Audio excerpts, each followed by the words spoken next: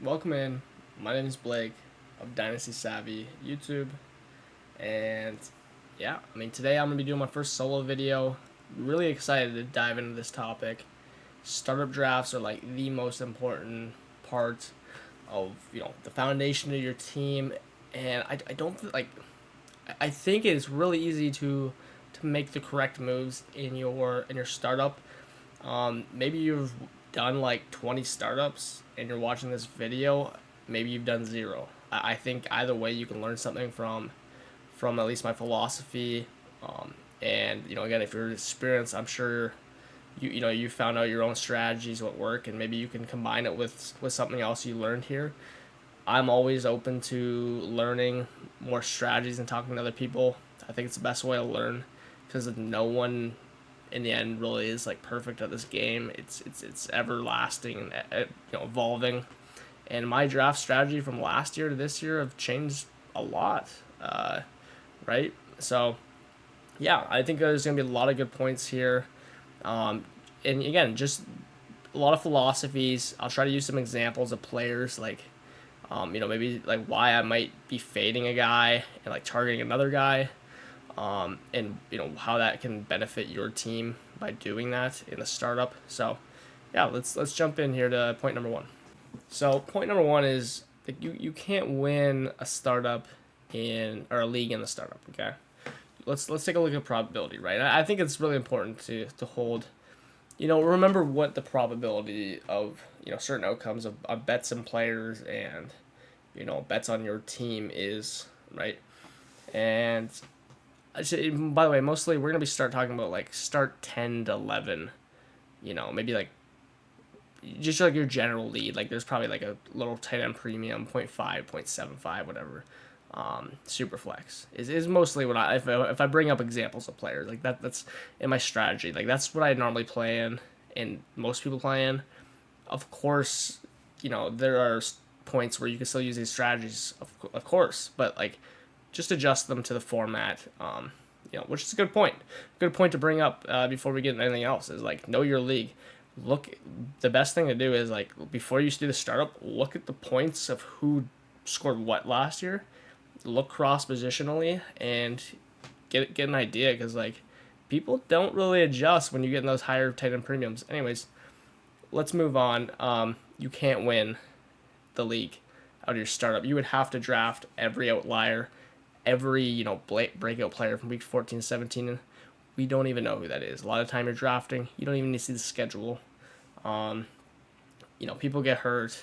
Like things are crazy. What if we told you Kyron Williams was a league winner last year? You would never believe anything, right? And that happens every year, guys like that, right? So, um, you know, what that means is don't trade away your picks. Okay, don't trade away your 25 first. If you're gonna send your picks away, let it be your third or your fourth. And if you're gonna send away like your second, try to be getting someone's first back in that deal, right? Ideally, I want to hold on to like my first and second no matter what because I love flexibility, right? That brings us into the next topic. Keep all your teams flexible. I watched a great video from someone, this relatively small YouTuber who like is just preaching kind of how I already feel, just about like flexibility, and he was mentioning the best team. I'll have to link him. He was saying the best team often doesn't win championships in fantasy, and that is so important to remember, right?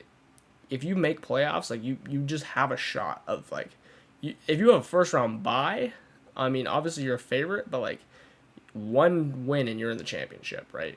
In the playoffs. So it's important to remember, your probability of winning is it's still, even with a great team, you're not the favorite. Someone else winning is more probable than you winning. Unless you have like the best team ever. I mean, maybe you can get it to 50-50 in like the semis, but like I still like things get crazy. Let's always remember that. So, you want to be playing the value game in startups, in my opinion. If you're not playing the value game, like you're playing redraft, and that's not what you want to do. You're playing Dynasty. Don't play redraft, right? Don't go all in year one. You can still do so, but in a way where you have these picks in 25. So hold on your picks. And that's why we're going to say the next point, get picks, okay? I want my teams flexible. I want them to be able to compete in my startups. That's how I've been attacking everyone. I want them to be able to compete, but I want to, look for edges in the market of players that maybe not mispriced from their dynasty value, but like you can still get the same production of a player maybe like 6-7 rounds later than another guy, and in between that maybe you can get like a first of like value. It depends on what rounds we're talking, but there's a big difference between round 6 and 13 or round like 1 and 7, right? But you can maximize value, get the same production, and let's stop looking at windows of like 5 years. Like keep everything down to a 1 or 2 year window. Obviously, we know guys like stud receivers are very likely to be good beyond that, which we have to value. But like, if you're looking at, I don't know, Kenneth Walker, like we really don't know anything about how he'll be in 2025. Let's just worry about what he's going to be in 2024, right? And so I don't know. That's how I'm normally looking at things. I think it's very important that we don't undervalue other people's picks. I normally try to come out with as many as possible, right? So an example of this is, let's say you have a 6-7 turn pick in your startup, okay? A lot of people, they might see Josh Jacobs, Stephon Diggs, and be like, here's my chance, here's my piece to, get an edge on my competition later in the draft, a guy that can score. How about this? This is what I like to do, okay?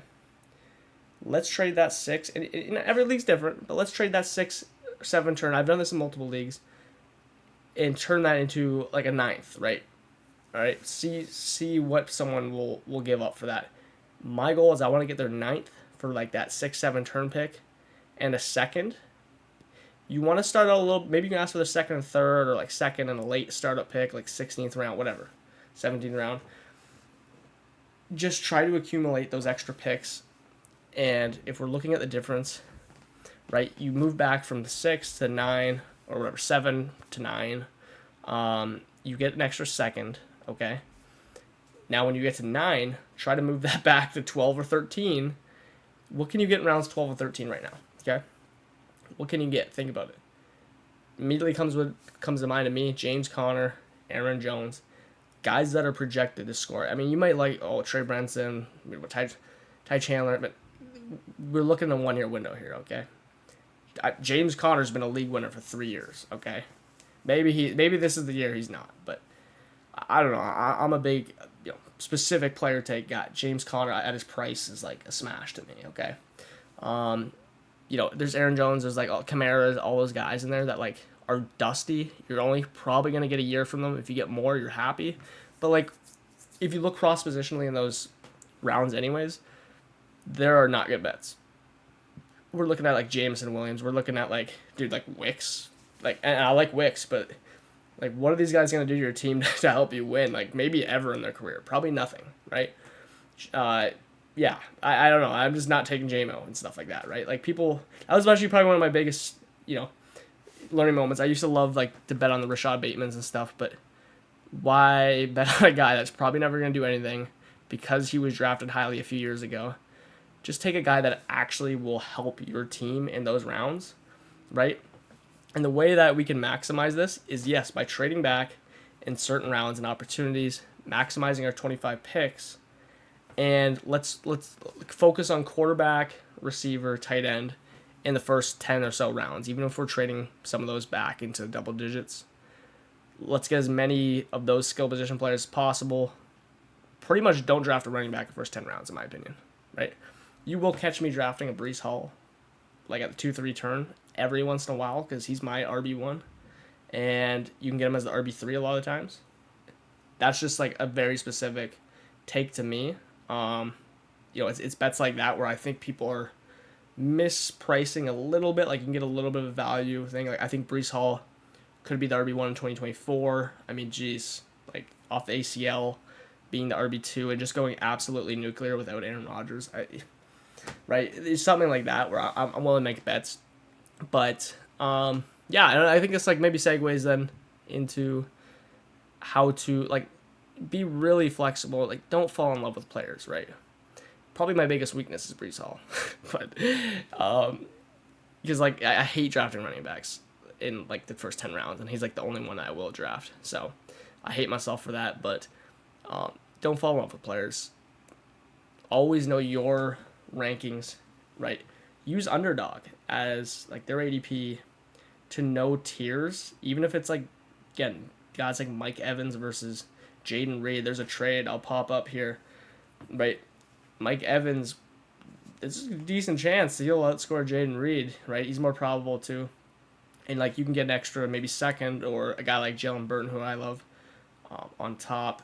Like these are kind of trades like pivots that I want to make to maximize my team's value, and like being able to compete this year.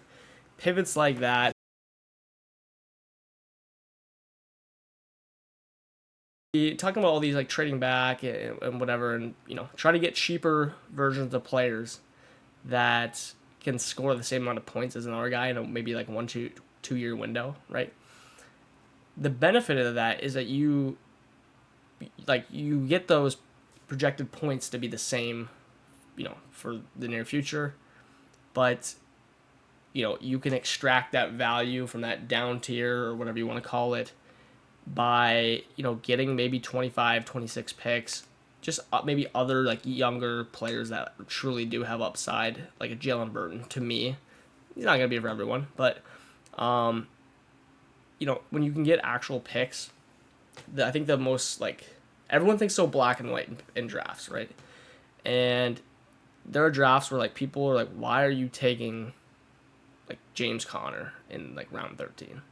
Like you're literally a rebuilder, like a rebuilder, or whatever. Like I don't have the strongest team because I've taken a lot of draft picks on, but I still have some veteran bodies. The reason I do that is because someone's gonna want James Conner. He's the most valuable player on the board to flip around.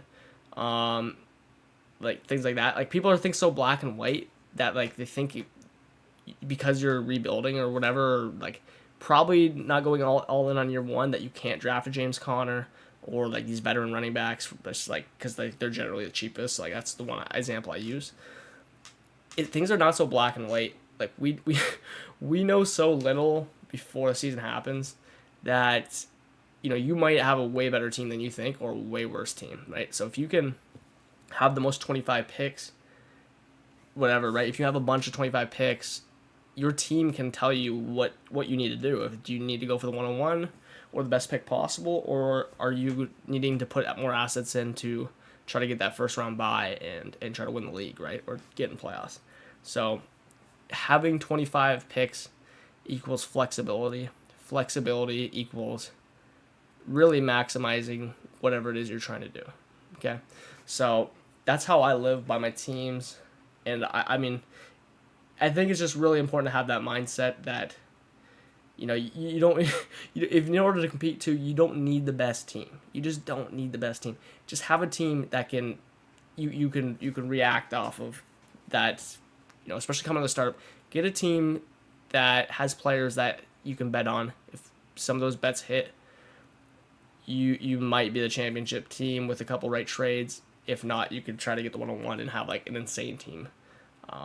Maybe I'll put some things on the screen, like where you end up kind of just doing the productive struggle approach, and building the best roster possible while getting the best pick possible. Yeah, I won't go too deep into like different types of like builds, but because I think it's just like counterproductive to go into a draft thinking I'm gonna make this build or that build. I just draft for value, right? Trade back, draft for value. Don't even draft for team need. That's why I'm like, don't ever draft running backs the first 10 rounds. There's, I mean, think about how many running backs are going to come out of the class next year. That's why I'm like, James Conner and stuff are such a smash for me that there's going to be so many running backs, like backfields flipped over anyways. Like, why would you invest an actual high pick in a running back right now when you can, you can get a guy dirt cheap, like Connor or Jones, whatever. Like I keep mentioning them, but it could be other guys. In that tier, I mean, we all have our preferences, but yeah. Another big thing is like people, I don't know, you know what war charts is.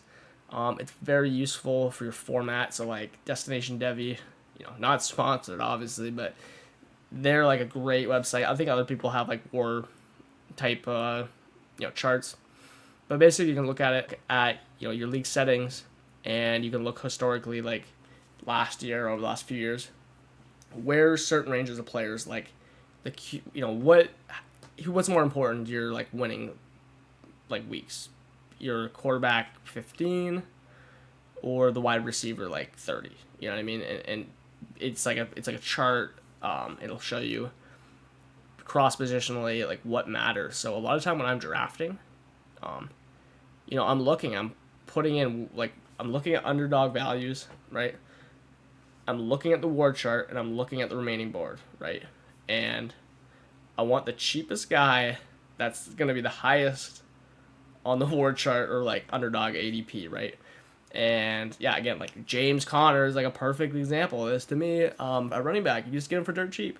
Maybe receiver, like it could be like Devontae Adams or like a Deebo Samuel. I don't love them as dynasty values.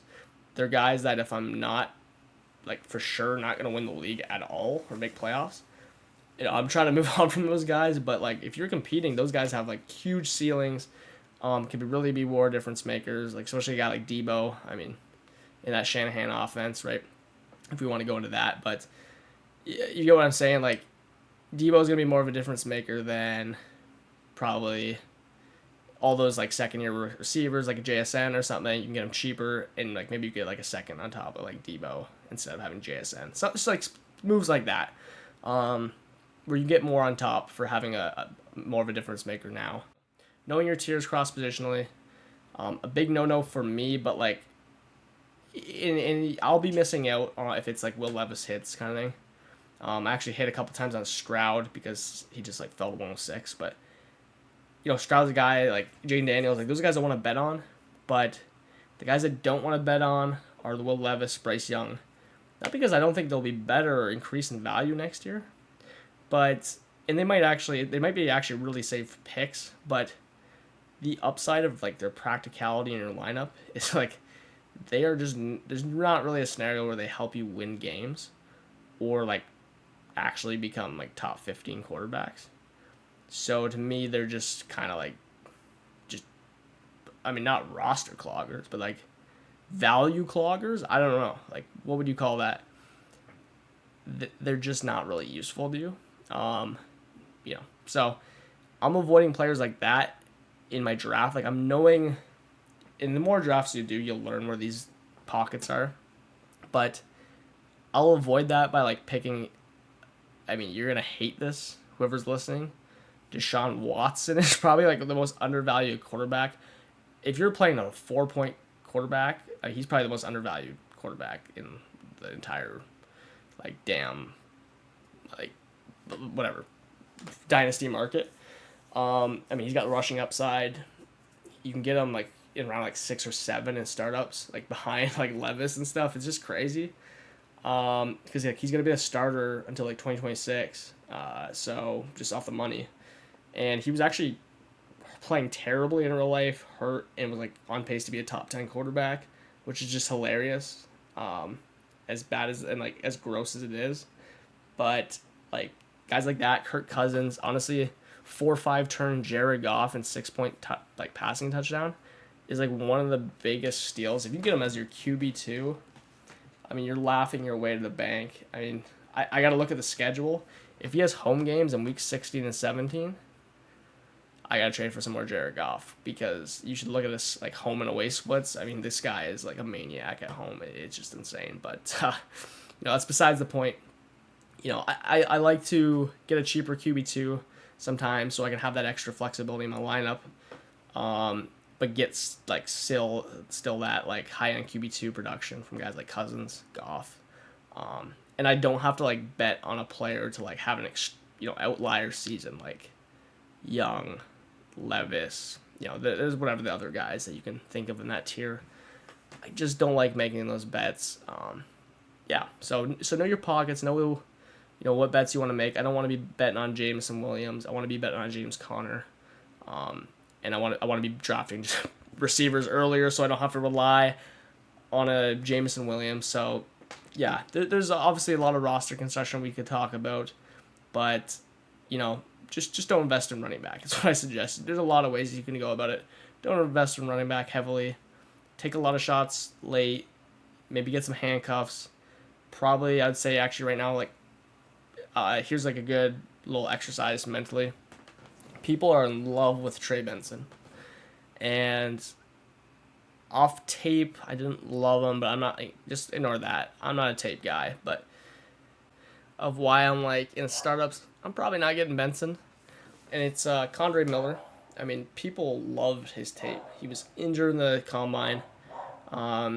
This is kind of a little case study on kind of comparing how we can maximize, have the same probability chance, but maximize our value. Condre Miller and Trey Benson, there should not be a difference between these two guys in value, theoretically. Okay. Condre Miller was hurt, which could take off something for you, but Benson has had an ACL injury, I believe, and then some other injuries, but they're within a year. Condre Miller was the youngest player in that class. He flashed. He actually showed us he can be an NFL running back. He was awesome on the field. He's behind again, a Kamara, who I would draft really late, but he could even be a post June 1st cut. We don't even know yet, right? This is being made prior to June 1st, so he might not be on that team next year. The point is James Conner's is still ahead of Trey Benson, and James Conner's been a stud for at least fantasy. As long as he's out there, I know he's been hurt a lot, but when James Conner's out there, it's gonna be hard for Trey Benson to chip away, kind of like it would be for Condre Miller. You can get Condre Miller so much cheaper in startups. So this is an example of you can go cross positionally and actually evaluate what these guys' floor and ceiling are for the next year or two, and their profiles, whatever, draft capital. I mean, it's identical for these guys, right? And don't fall in love with these guys like Trey Benson is my whole point. Where he could hit, he could be amazing, but you can get a much cheaper bet in Condre Miller. I don't even know, 4 rounds later probably. So, way less investment. Actually, Zach Charbonnet too, who just made no sense why he was going as high as he was. Again, drafting that situation, that's a whole other topic. You can get him in round 12. I just drafted him in. Ambiguous backfields. Make these bets on these young, ambiguous backfields. Especially guys that can catch passes like the Condre Miller and Charbonnet. So, yeah, I don't know. Think about that. Let me know if you agree with this whole strategy of, trying to target guys like that as well as these bets in later rounds. That's kind of a whole point. It's a kind of a core point of my philosophy, which is why I'm going into it, is fade every running back. I don't care. No, I'm not having any Jacobs, Rashad White, none of that. So, yeah, and this is, again, specifically startups. I will invest a little heavily in running backs, potentially when a league's been actually running a few years, and I have some more assets to play with. But you only have so much to play with in the startup. Everyone's on a level playing field. You're trying to get edges. So, and yeah. Anyways, thank you for watching. Leave a comment if you have any opinion, agree, disagree. I'd love to, see what you have to say. And yeah, subscribe, all that fun stuff. And yeah, we'll catch you next time.